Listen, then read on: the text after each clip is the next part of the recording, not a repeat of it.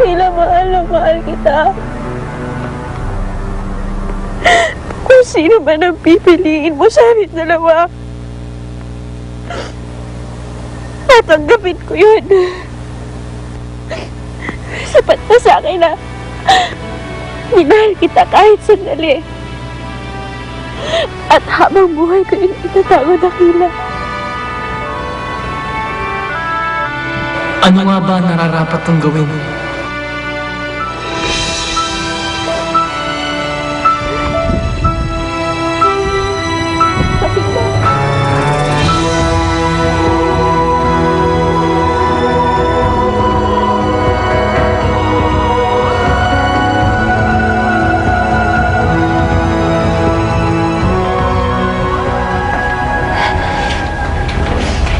Ngayon, hindi ka mapakali dyan.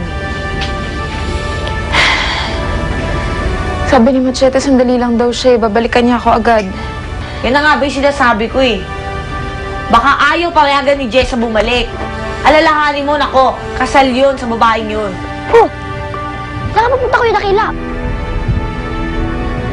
Ikaw lang munang bahala sa atin, ha?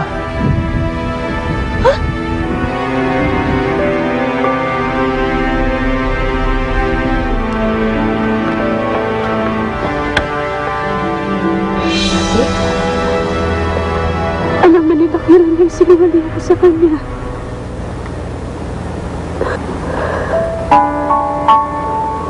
Kaya ba siya nagmadaling umalis kasi iniwan ka na niya? Hindi ko alam. Eh bakit mo kasi hindi sinabi na magkaka-baby na kayo ni Kuya Dakila? Ayoko naman na yun ang maging dahilan para manatili siya sa piling ko.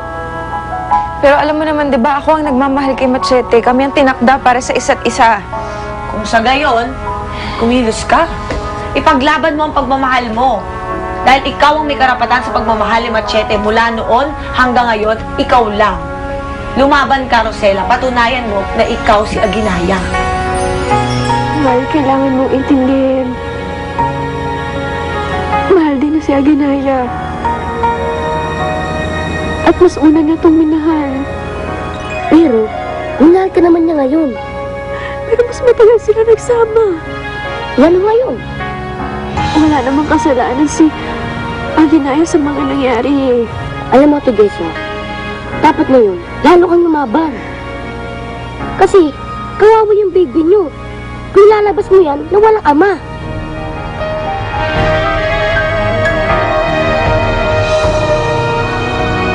Batahala ng buwan at mga bituin. Ako'y inyong tulungan. Hindi ko inaasahang malalagay ako sa ganitong pagkakataon na magmahal ako ng dalawang babae.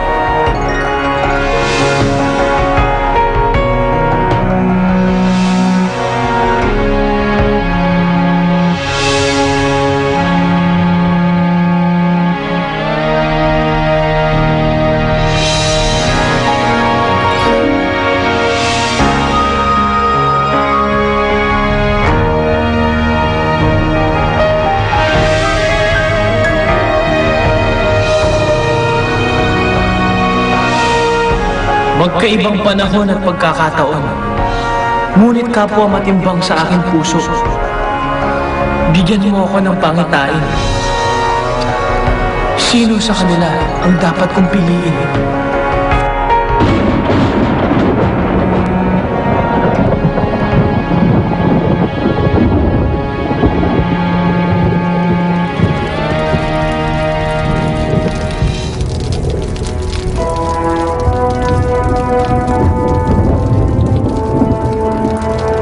Dakila! Jessa,